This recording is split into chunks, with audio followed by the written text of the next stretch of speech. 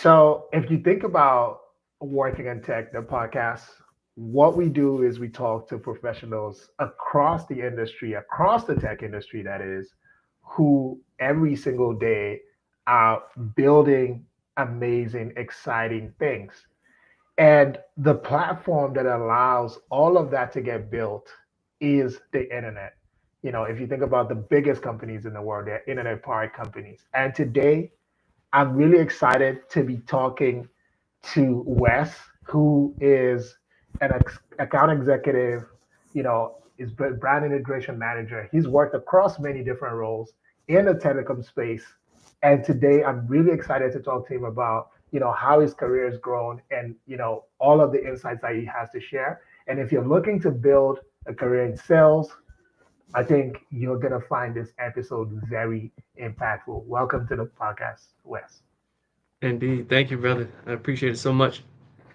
So to kind of like go to the very beginning, I like the conversation you and I were having just before we got on about hmm how all of this got started for you. They weren't part of the hmm conversation, so let's bring them in. I got you. So when we break it down into two pieces, right? Sales, and then the career developed to connectivity and telecom. And like I was telling you, man, my first job ever was I was selling shoes, right? And that introduced me to the concept of commission. And once I found that, right, I couldn't stop. You mean to tell me the more I sell, the more I make, right? Like I can virtually write my own check. That was from the age of 16. And I went away to college, and I want to say end of my junior year, right? I just wanted a little bit more free time. I wanted to make a little bit more money, so I started working with T-Mobile, and I was on the retail forefront, right? It, it was pretty cool. I enjoyed, that, and that's back when you were younger. You had to have the new phone every year, every time it came out, right? So I had that advantage. And upon graduating, right, I'm getting ready to exit the company. Um, but like I said, making that commission, so you're gonna perform. District manager, uh, one of my favorite leaders, actually, right? Um, Convinced me to stay, and that's when I decided to grow with the company. About 11 months after having a conversation with him, I became an associate manager, and then 11 months after that, right, I moved across the state over to Detroit, and I became a store manager. I did that for about a year and a half, and then the pandemic happened.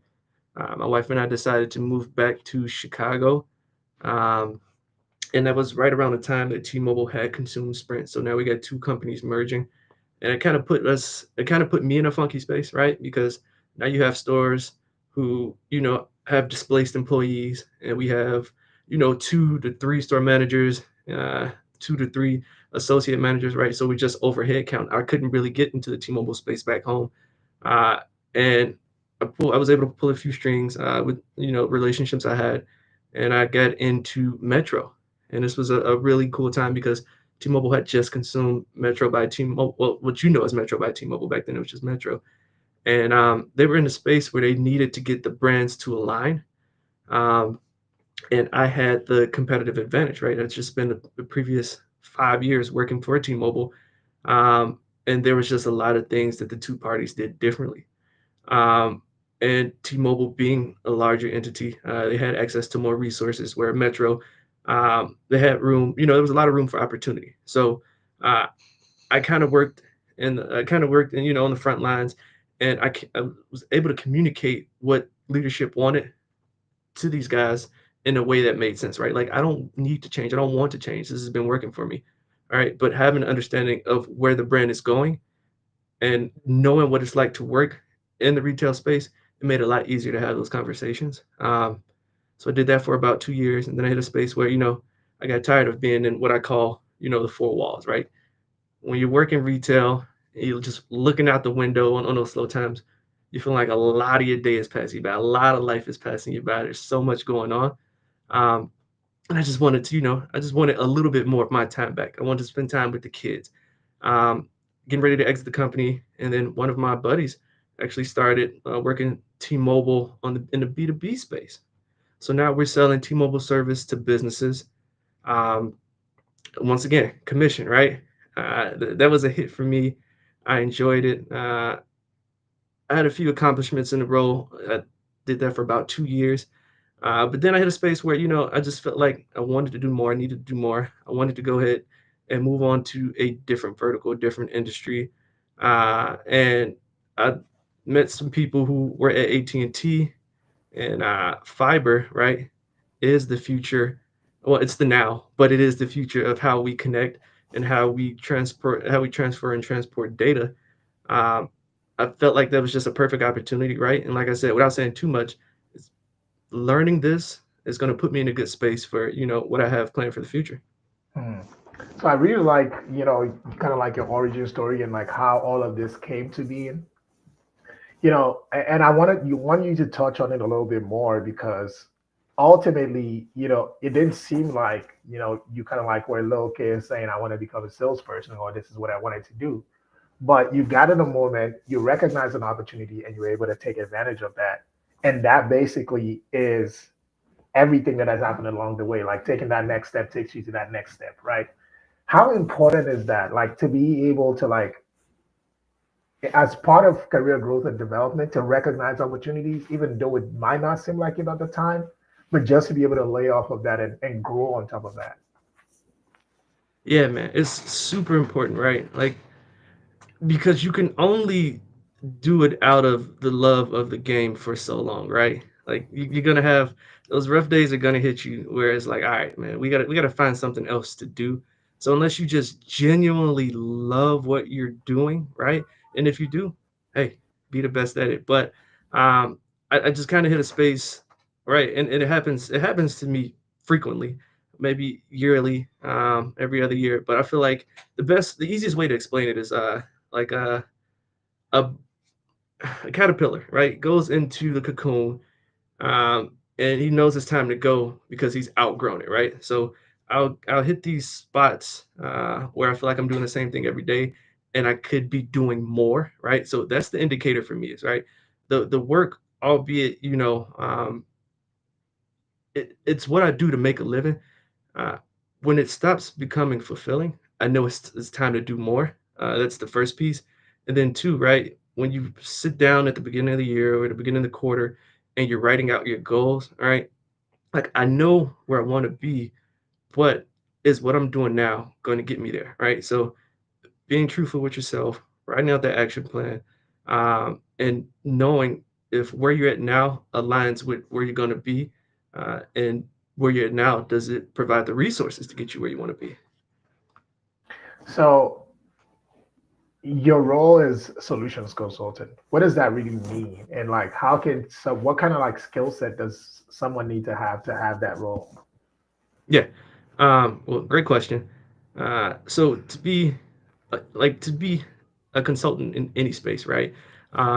It's more than just a transaction, right? Because anyone can just go online and place their order, but uh, to be a consultant, right, is to truly, get to know the customer, align with what their goals are, right, what the company goals are, and then finding a space where your product allows them to get there, right? Hmm. So for me, it's internet connectivity, not just internet connectivity, right, but internet security, or if you need like office phones, right? AT&T for Business has products for that. So just just getting to know the person, right? They'll tell you about their business. And as you're having those conversations, right, to be a consultant, you have to have a little bit of personality to you, right? You have to be able to talk to people, right? The conversation can't just be, hi and bye. So by definition, I feel like to be a consultant is to have the ability to genuinely learn about the customer, right? Learn what their needs are, and then you can align what you're offering with what they need, right? You're not just jamming it in there like, hey, this is going to make me the most money, so this is what you're going to get. No, you have to be able to, customize it. And it's interesting because like I was telling you, and maybe you can also share what that synergy is like. So one of my boys, really good friends who I talk about, who's also a sales engineer, he talks about exactly what you just said. He says over time, what you want to build over time is real value, right? It's not about that one transaction. if you layer that extra like, 200K onto the sale, and now it's like, let's say $1.2 million instead of 1 million, but that 200K extra you make is a problematic 200K in that one, the customer doesn't need it, or two, Hmm. the product is not mature or it doesn't align with what they're looking for, you could actually Hmm. lose that $1 million that's tied to it because you've now created a really bad experience.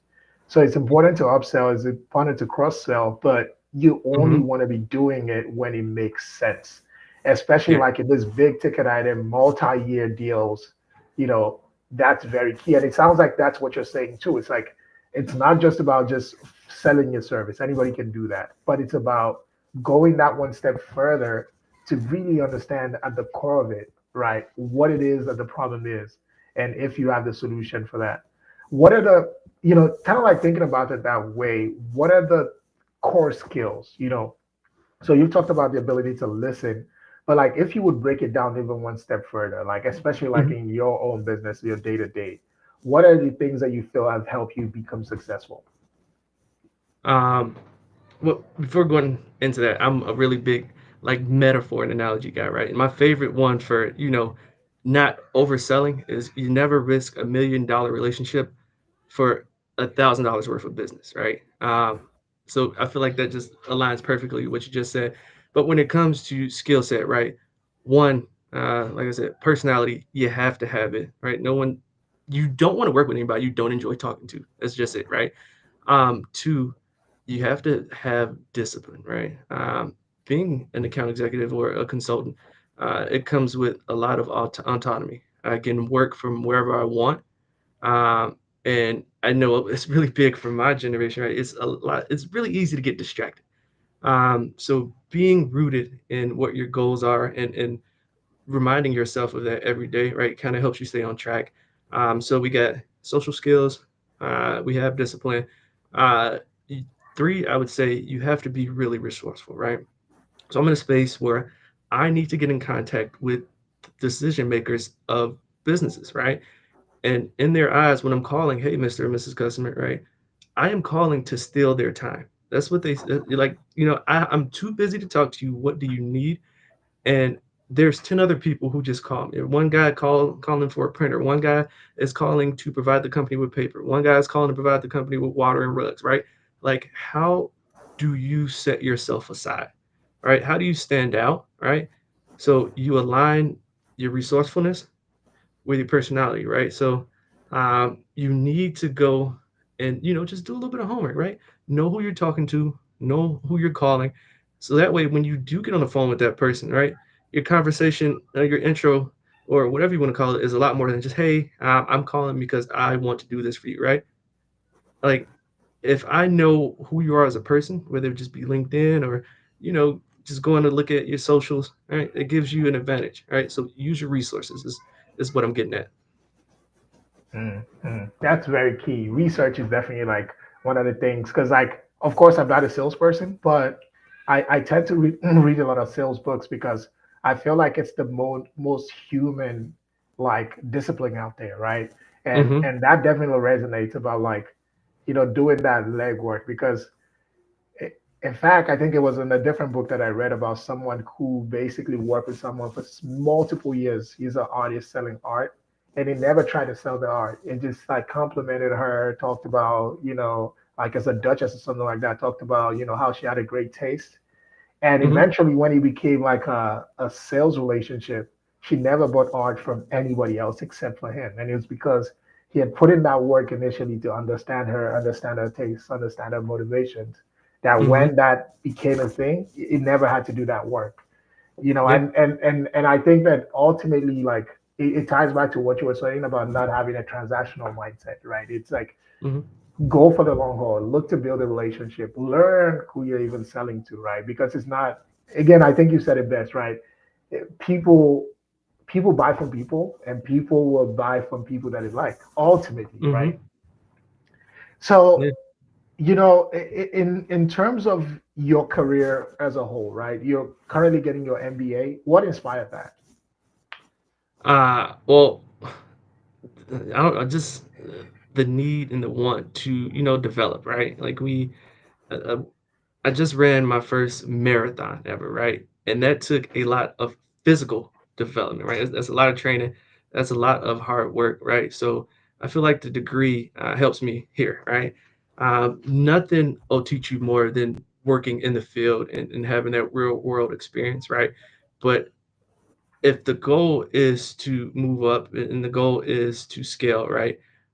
Just having the knowledge of one, just knowing how to speak industry, right? And learning how to understand, KPIs and everything that comes with it, right? The degree teaches me what the field doesn't, right? They complement each other. And I feel like it just makes me a lot more well-rounded. Yeah, that's facts. So we got a question from Marwan, but I'm going to quickly ask this one and then we'll go to that question. And Hmm. again, we've been rocking with Wes for about 15 minutes. If you have any questions, feel free to leave them in the chat. If he's saying things that resonate with you, drop some fire emojis. Let him know that it's resonating. Um, but kind of like a close follow to that is Hmm. how important is development, because I was actually having this conversation with a friend last week, is that the time you're most vulnerable is the time that you feel like you got it all, like the time where you feel like comfortable, and because that's the time that you're not taking anything new on board. And it's like, I remember like this ad, you probably remember it too, where Kanye was asking Kobe, right? How many records can your records break? And it's like it's almost like, what's that next thing? What's that next goal? What's that next thing? And especially for new people who are coming into tech, of course, there's a lot to learn in the first place. Hmm. But how do you even get over like learning something and just go into the next one? So a lot of it comes with it aligns with who you are as a person and what your goals are, right? So I have I'm blessed, right? I have the ability to meet and talk to business leaders every day, right? Um, and if you're having any kind, if you're having conversations and they have any kind of substance to them, right? You're getting to know these people, and a big motivator for me is right meeting with these people who have put their families and their family's family in a position where they're good for life, right? And I've been in B2B for almost 3 years now, and I could say I've met business leaders from over 100 different industries, right? So there's so many ways to do it. But out of those 100 leaders, I would probably say the one thing that they always leave me with is never stop learning, right? One is never stop learning, and then two is always right network. Just like I did with you, one of a buddy of mine, I saw him on the podcast, absolutely loved it. I reached out to you about a month ago, and here we are now, right? So the man who knows he knows nothing truly knows it all. Hmm. Hmm. Some fire emoji. Drop them in the chat. Let's see. That was really good. So, Marwan is asking, could you walk Mhm. us through a typical day as a solutions consultant? I'm curious to know the daily tasks and challenges you face. Yeah, sure thing. So I typically start my day around 7:30, right? I get up, um, and that start my work day around 7:30. Check all my emails so that I'm ready for any meetings coming up around 8:30. Um, I typically spend the first hour, 2 hours a day, right, just getting organized, getting set for the day, closing out any tasks that were due the night before. And then from there, right, after we do all of our internal stuff, the goal is to fill up your calendar as much as possible, right? And that's going to be with decision makers from companies. So I typically like to spend a minimum hour and a half, 2 hours prospecting, right? So uh, how many how many businesses can we set meetings with? That's a good chunk of time. Another 2 to 3 hour space is meetings, right? Whether they're internal meetings or customer meetings. So now what we have the 5 6 hour space. After those meetings, right? We need to do our follow up. We need to log our activity, and we need to plan what we're going to do for the next day, whether it be prospecting in person or prospecting by phone, right? Because we're gonna follow up with the people that we've already been contacting. We're gonna follow up with the people that we met for the day. But how are we? The goal is to always be adding opportunities to your funnel. So that alone will keep you busy. It's really it's really a challenge to balance, right? Especially when you get to a space where your calendar is full. I started with AT&T on 10/1, spent the first month training. So this is actually my first month, right, actually in the field. Uh, and I'm in a space where the goal is to fill up the calendar, and we're getting there.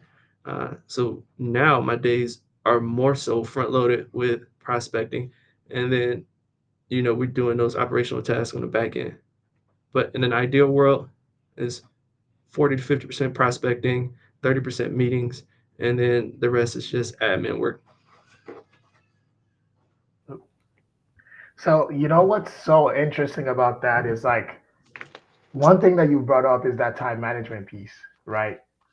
Because it almost feels like I think you've talked about it twice, even like the fact that you have the freedom, but with the freedom comes the responsibility. You know, as how because ultimately I think this is another thing that kind of like people talk about the upside of sales, which is like you get the commission, you get all this like great things that you're getting it. What does the flip side of that really look like? Oh, uh, it can get tough, man. I've had months, right, where because most businesses, right, I've only worked telecom, but there's a deactivation period, right? So if you're not doing quality deals, or you're in a space where the customer leaves before your allotted, agreed upon time with the company, right? So the company's going to pay you out, and they say if this customer leaves before this amount of time, we're going to need that commission back, right? So yeah, yes, I've had months where I've started in the negative, right? An entire mortgage payment. And now you're in a space where, like, all right, man, not only do I have to get myself out of this hole, but I need to make sure I have enough money, to live the life that I've built for myself, right? So when you're and commission is a very dangerous game, right? Because you build yourself a life that you become accustomed to living, and you don't want to find yourself in a spot where, all right, we might have to do ramen noodles for a couple of weeks, right? And I got kids. That's a lot of ramen noodles.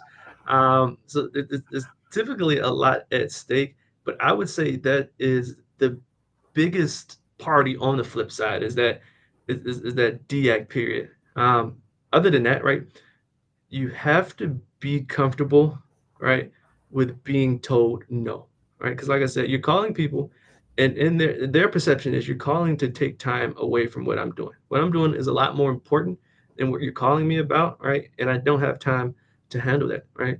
So being able to overcome those objections and being able to present not only yourself as value but your company, um, I would say that's like 1B. So that commission deact period is 1A, and then that value proposition and being like you're gonna have. I had a lot of days where I was like, I don't know, man. You get to the end of the day, like I don't know if this is for me, right? I call them lottery days. When the day kicked your butt so bad that you just go and get a lotto ticket, hoping that you don't have to go back to work tomorrow. You get a lot of those.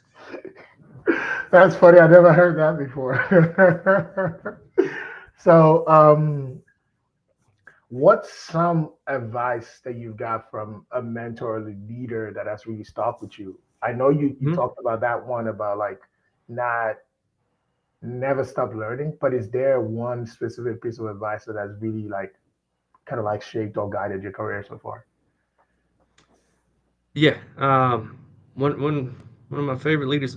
Actually, when I was getting ready to leave the company first time, one of my first district managers, his name is Jeff Nielsen. He's a great guy. Um, right, and he told me he I believe everybody has like their own superpower, right? When it comes to work, what they're really good at, right? You may be very analytical, right? That might be yours, or you might be very organized. Mine is the ability to speak, the ability to communicate, the ability to relate, right? So when I was working in the retail space, right, he said, Wes, you're kind of like a thermostat. And I said, well, what do you mean? He said, well, you have the ability to control, right, the temperature and the vibe in a room, right?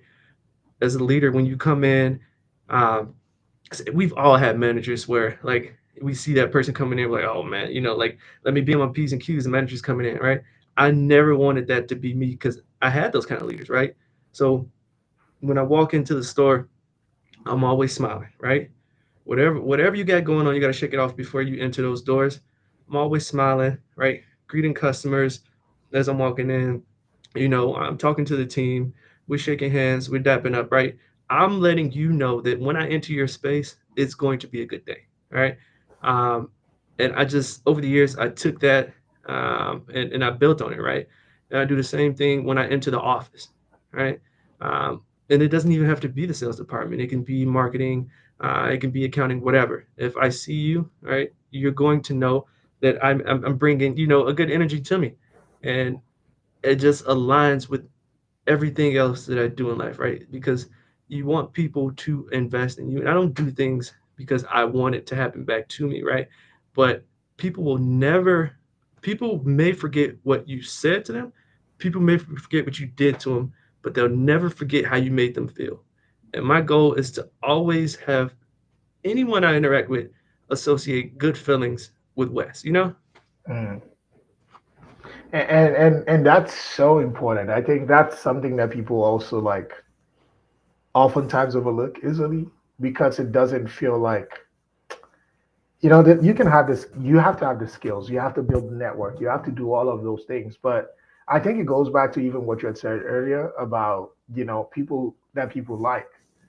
Of course, the people who are professional, they can be maybe glum if they want to be, but they know how to turn it on. But I think it just helps if you're the person who's naturally, you know, warm and like, can be the thermostat, as you said, because I think there's some times where even something that you need, whether it's a deal you're looking to close or like someone who you need to do something to make something work, they could be the difference maker in that your journey. And like if you want to be nice to everybody who's only like directly tied. So for example, maybe this will be a good segue to the next question that I had actually. You talk about working with sales engineers, right? They're also doing their job, right? But it helps if you both are successful together. Like you're able to like prospect the right client and bring them through, and like this person is able to sell the product and come to a conclusion.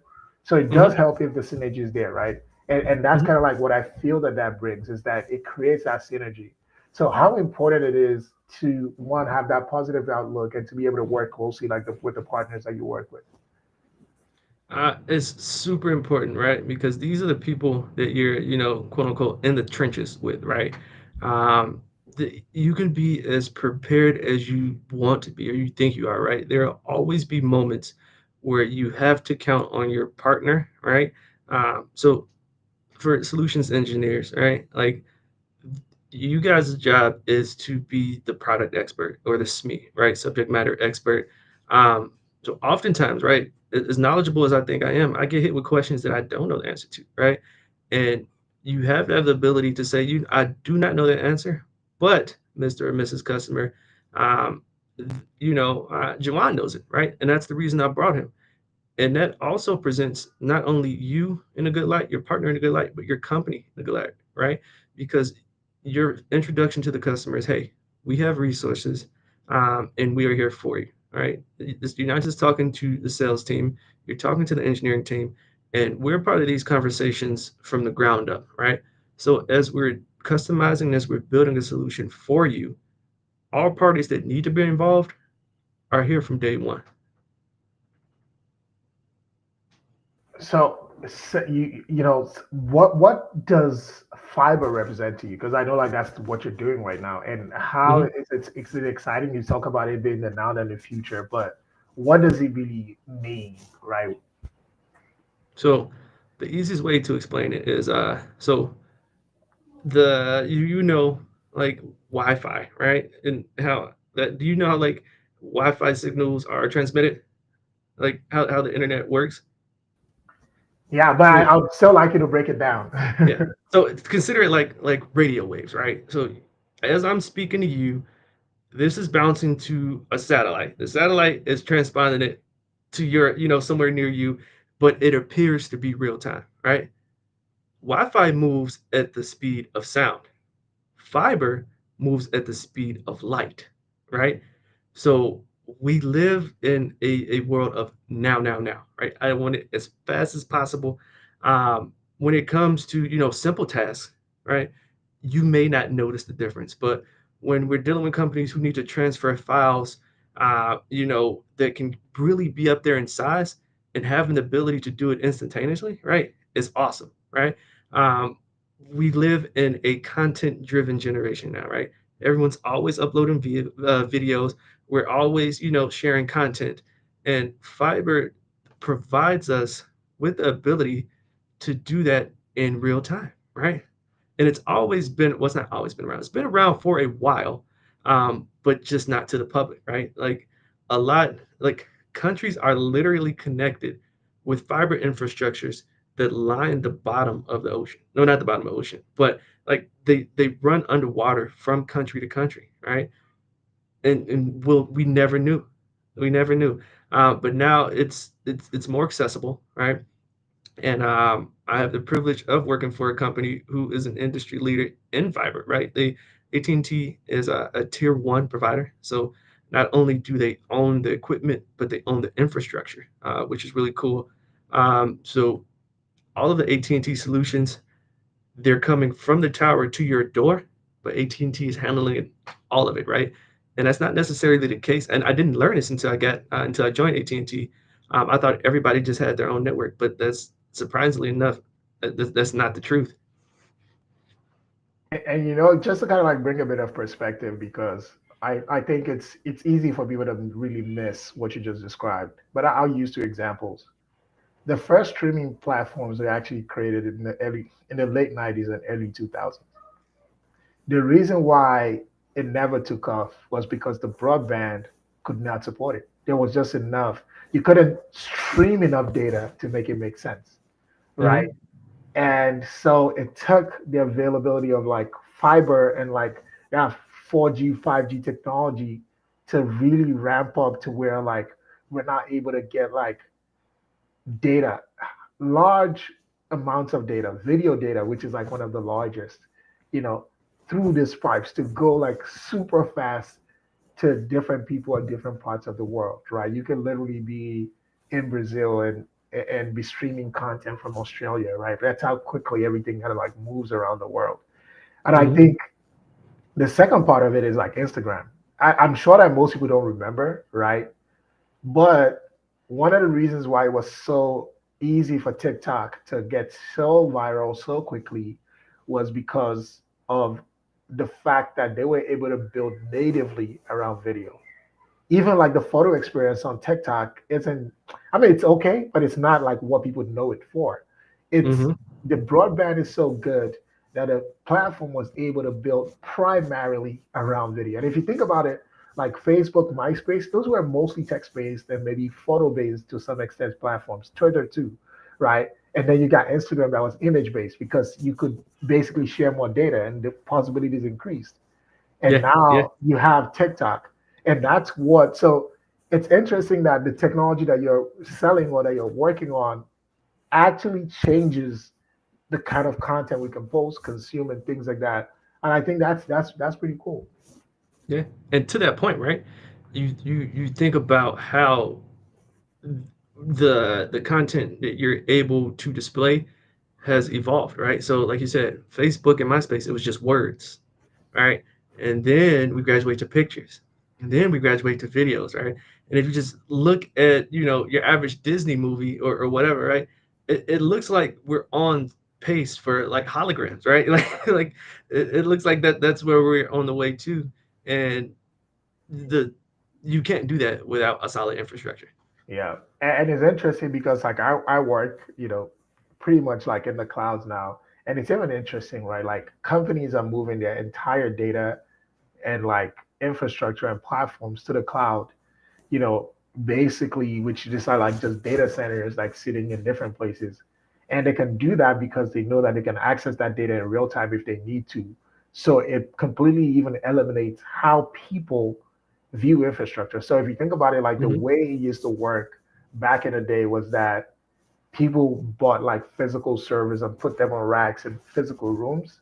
Now companies literally like just buy a subscription, right? Which is like software as a service or platform as a service, right? Just to, I'm gonna take just a little piece of this and use Hmm. it just for what I need. And if I don't need it, I kind of like reduce what I need. So entire ways like before like servers and things like that used to be like capital expenditure, which is like you had to budget, going into the year, this is how much you want to spend. Now it's like an operational expenditure because it's like you can always scale it up and down based on how you need Hmm. it. And all of that is possible really because the internet gives you that access, or faster internet, faster broadband, gives you that access. And I think that that's pretty exciting. Yeah, and the maintenance isn't in your hands, right? Yep. Yeah. Yeah. It's really, really cool. So, I know that it's not quite the same, right? Being a Mhm. retail and being a sales consultant selling to like, big companies, big CEO, big ticket items, right? This are not like, $50 phone lines and things like that. What are the differences or what are the similarities in terms of like just the experience and the skill set gaps between between the two? So I'd first, right, I'd go back to your earlier point, where like you said you weren't in sales, right? But I feel like we all are. And the reason I can say it, right, is because you mentioned having to sell yourself, right? We're all, and I, when I, my wife comes, my wife works like, in like the educational space, right? And, uh, it blew her mind when I explained this to her. Like, everybody sells, right? Well, if you're a teacher, you're selling knowledge to kids. You're selling that this is important and this is why you need to know it, right? Um, like even my kids, my 4 year old, right? They sell. Daddy, can I have this? No. Well, please, no. Why do you need it? And then they start to explain why they need it, right? They're selling the idea of why they need it. So we all sell one way or another. But when you go difference between like retail and B2B, the biggest, right, is in retail, your customers come to you, right? I don't really have to worry about going and find them. That's the company's job, right? That's the marketing team's job. They bring the people in the doors, and we handle it from there, right? But working retail, you kind of have to up the customer experience, because when you're face to face with people, there isn't a lot of room for things people would do when you're on the phone, right? Like when you're on the phone with a telemarketer, right? And they're calling you, and I really just don't want to talk to you. You can hang up. You can't do that in person, right? You have to be able to weather that proverbial storm, right? You have to be able to work your way through those situations, um, and then know that when you're done, there might be 4 or 5 hours left on a shift where you're gonna have to do it a few more times. But you do have the benefit of being around and with people the entire time, right? Hmm. Uh, and then when you look over to like the B2B space, now I'm in a position where I am the marketing team, right? I am going to go find these customers. I am in I need to present the company in the best light possible, right? For them to even consider doing business with us. Hmm. And every interaction, right? You're hoping that it's your A game. You got a lot less swings at the plate, right? You're in retail, you might see 20 customers one on one a day, Hmm. right? But a good day in B2B is 2 to 3 new customer meetings set. And that's after, 50, 60 touches, whether it be, going in person, sending out emails, or, old fashioned calling. So um, I feel like in the B2B space, those interactions are a lot more valuable because you don't have as many of them. Hmm. Hmm. And yeah, and I could definitely agree with that because also like I think it's also more high stakes, right? Because it's like it's not like, even if we mess this one up, the next one is coming. Of course the next one will come, but still, you know, Hmm. the size of the deal can be so huge to where it's like it's not just the next one, right? Like Yeah. So that's definitely interesting, and I do agree with the point that you said. In fact, that's why I read the books, right? Because I think all of us. So there's a one like this little red book of selling. I think that's what it's called. And he Hmm. said one thing is like even addresses something at its core about um, nobody likes to be sold, but everybody loves to buy. And I Hmm. think the concept around that is that buying things, buying into an idea, buying, you know, a lot of times we're fulfilling something that's very key to us. So, Hmm. in the case of, buying a property, maybe it's a dream that you have to buy property, you know, buying candy, maybe like you've just been craving it. There's something about that feeling. The Hmm. reason why sales sometimes get like a really bad rap, at least according to him, is the fact that a lot of times you have that misalignment, right? Or there's something shady that has gone on that there's almost like what you call a buyer's remorse after. And like that's when Hmm. sales leaves a sour taste in the mouth of someone. But there's no greater feeling, right? When, for example, you're looking for a car with a certain budget, you want it to be in a certain condition, and somebody really understands you and maybe Hmm. even guide you away from two different options that says, you know what, I know you really like this option, but these are the challenges you're going to face with it. And I really get what you're coming from. I know that you're a daily driver, you're driving this many miles every single day. So Hmm. while this car may not be as flashy as you think it is, but this is what it's going to do for you. And I know you need this longevity. So ultimately, I think it goes back to that thing. It's like, can you really understand even what the customer is saying to you, right? And be able Yeah. to deliver that value. And I think that that's really key in like my understanding of how value set that. And I think that's one of the things that I really love about sales. Yeah. And you just sold the idea to me, right? And and if I could go back, I would change my answer, right? You asked like what are some of the most important traits of a salesperson? And now I would say I would add empathy in there, right? Like you have to understand that selling to someone for that person can be a very uncomfortable experience, right? Like you're in my space, you're trying to get me to deviate away from something I have in place, something I already do, something I'm familiar with, right? Like how do you and no amount of product dumping in the world will ever get you past that, right? Mm. You have to remember that you're talking to a person. You have to be able to empathize and you have to let that human side come out, right? Like we're here to get a deal done, and that's right. That's the reason that the lights are on. But the people, right, are the reason the building is open.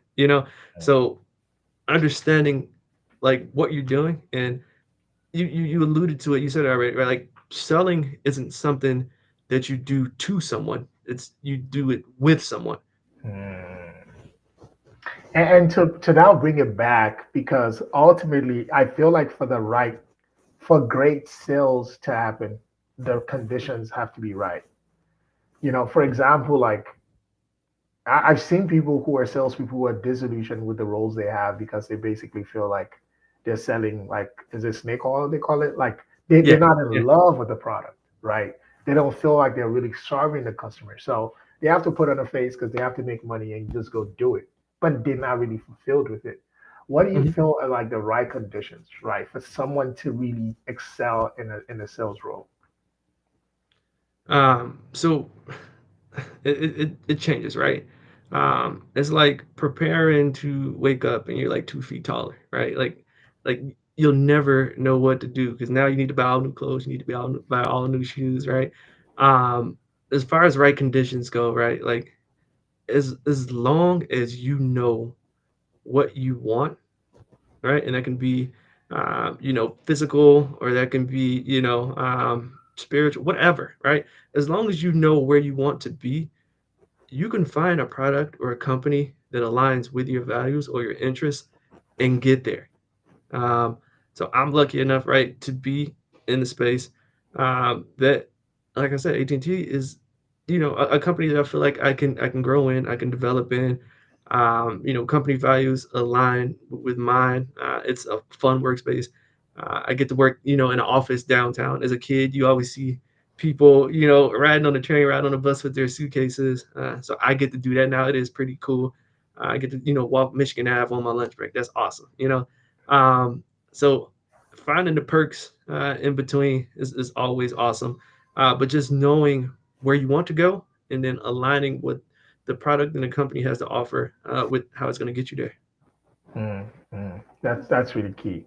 So just thinking about somebody off the street, right? Because like you've kind of like built up experience almost like informally before you actually started to kind of like get into these roles formally. But imagine Mhm, someone who has never been in sales, right? mhm. And they're looking for that first role, in a tech sales role. What would you advise they do to kind of like get up to that level? And how would you, for example, from your own perspective, you've never had a job in the role and you want to go from that to this, how would Mhm. you approach that? Uh, I forget where read or saw this, right? But I would encourage them to go out, right, get a sales job, and then collect as many no's as possible, right? So it's just people telling you no, it's people slamming the door in your face, as people hanging up on you, right? And after a while, it begins to callous you, right? Because this is I don't know the stats behind it, right? But I would probably say account executive, solutions consultant, however you want to brand it, would probably be one of the roles with the most attrition in the industry, right? Because if you're not if you're not strong willed, it will break you. Because, like I said, there are those days where it's just rejection after rejection after rejection after rejection, and you have to be able to get off the mat, right? So understanding that from the beginning, you put yourself in a really good spot. Um, and like I said, I love analogies, right? My favorite analogy that aligns with B2B is baseball, right? If someone goes up and they only succeed 4 out of 10 times in any other industry, right? That person's a bum. That's only 40%. But if you can go an entire season succeeding 4 out of 10 times at bat, you might win MVP, right? You're definitely going to win MVP. Um, so just being able to put things into perspective, right, will get you a really long way. And since we're doing soccer analogies, I'm gonna add. I said soccer. We Daddy was said soccer. Sports analogies. I feel like it's the same thing. There was actually someone who said something about like why soccer is so interesting. Is like they might not score a lot of goals, but even if there's one goal, that feeling, that emotion, that eruption you get in that stadium is better than any other reaction you see in any other sport. So Hmm. just what you said, it's about the context, right? It's not just about the result because you might see everything as a goal everywhere, but all the goals are not the same, and like you have to just contextualize what winning looks like and ultimately like developing that thick skin because it's really important for success. So are there any like courses, books and things like that could help somebody like just gain some of the foundational knowledge, to be able to succeed in this role?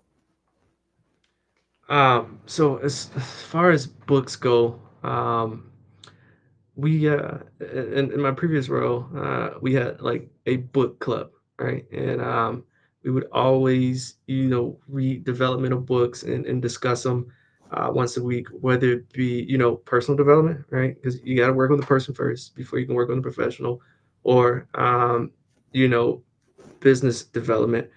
Um, I would say my favorite book. There's been a few, and book club makes things really cool, right? Because you have the ability to understand, everyone else's perspective, and they interpreted this completely opposite of the way you did, right? Um, I would probably say mine is The Lost Art of Closing. Um, that one's really good. It's almost like a sales Bible, right? Um, and it runs through different instances, right, and different skill sets that you need. And I would probably say three of like the quotables that I dropped from our conversation today might have come from that book. But it paints a really vivid picture of what sales is, right? And it puts you in a really good space to, if you were coming off the street, it paints a really good picture of what you would need to do in order to be successful. That's Yeah. that's a really good one. Um, and in terms of like salary progression, especially like in this telecom space, right? Hmm. What have you seen people make? You know, whether like it's like an entry level sales consultant, maybe mid Hmm. level, and like when they become really senior, what can people expect to make in this role? So if we start like, I used to I spend a lot of time on Glassdoor, right? Because I just like to know what's going on, what the trends are. So if you look at like a business development role, right? This is something that you could possibly do right out of college, right? Uh, I want to say that you could sit comfortably in the like the 50 to 70 like base, right? That's not at risk. That's just what we're taking home every 2 weeks. And then at risk is bound to vary, right? But let's just say you have a good year where you hit your quota just at 100%, 10 times out of 12 on a year. You could probably comfortably put another 20 to 30 on top of that, right? And that's intro level. And but this is in the tech space. That, like I said, everybody's selling, right? So if you go, to Joel's lawn company, it might not look like that, but you're in a much better position to scale because you're talking to a lot more people, right? So you might have a lot more transactions because everybody needs their grass cut. Not everybody needs, AT&T internet because there's so many people out there. Unless you're just really, really good at cutting grass, that person is probably going to sell their service faster, than the cut quality is. Mm, And then as you scale up, right, you start to become an account executive. You start to see those numbers move a little bit, right? And like I said, not putting myself in there, but when we look at like those glass doors, I see account executives, starting at the high 50s, uh, and depending on the complexity of your role or the product that you're offering, right? I see account executive roles that go from the 50s to the 150s to the twos, right? And that's just base. What your quota look like, I don't want to know. But there is a lot of money in it, right? Because the company can make as many products as they want, but they'll always need someone to go and communicate it to the masses. mm, And that's what makes this job so special. But it's mm, also what makes this job hard, right? Because not everybody wants what you have to offer. And being able to use your personality to get away from, I might not be the most fond of this company. That's when you start to separate yourself from the crowd. And mm. then when you start to become like a leader, right? Those numbers jump. Those numbers jump. Those are the people, right? Like, and I enjoy going to the office, right? Because you can kind of get an idea of who's where in life, right? And then you can see, oh, what does that person do? Yeah, I need to get there, right? Like I like his car, I like what they have going on. That is pretty. That's pretty dope. I like the fact that you didn't even give a number for that one. It's just like, Yeah, it's just comfortable. They're living real cozy. yeah, yeah, yeah. That's pretty cool. So we have a question from Janine. It says, "How do you prep for an interview in your kind of role, and how do you show your value?" So I would one right go and find who try to do as much as I can to find out who the recruiter is, right? So LinkedIn does a really good job at that. If you go and look at a rec, it'll tell you who the hiring recruiter is, and then you would go and do as much research on the company as you can, right? And then just find the spaces in both your values, right, and your interests that align with the company, and you go in ready to have those conversations, right? Because they're going to ask you questions, personal questions, right, on development or why do you feel like this role is for you, and just having the wherewithal to do the research on the company ahead of time, right? That puts you in a space where the recruiter can identify, right, some of the soft skills that are required to sell, right? Mm, Like I said, you have to be able to do the reconnaissance on who you're calling to talk to get that meeting set. And it's the same concept for an interview, right? Like I said, everything is sales. In an interview, you're selling yourself, right? Why I should be able, why you should hire me, why I Mhm. should work for you, and why whatever number I wrote on this piece of paper and slid across the table is worth every cent, right? Mhm. Um, so being able to show that you're knowledgeable, right? You have the ability to communicate, right? And then three, my favorite, right? You just somebody that other people want to be around. So Mhm. go in there, show your personality, right? Show you did your homework, and the rest, will fall. The cards will fall where they need to fall. Amazing. So, just in general, right? Like, if you think about the opportunities, I think one of the things that you talked about is like, there's a lot of attrition in these types of roles. But do you think like it's a field and a role that will continue to grow, or do you think like, it's kind of like limited, maybe due to like new technologies, or like I'm just curious to hear your perspective regarding that. So I 100% feel that like sales will always be around, right? It'll be one of the last industries where you start to see automation, take place because, like I said, nobody, right? If I wanted to just go and get a cookie cutter solution, I would go and do it, on my own.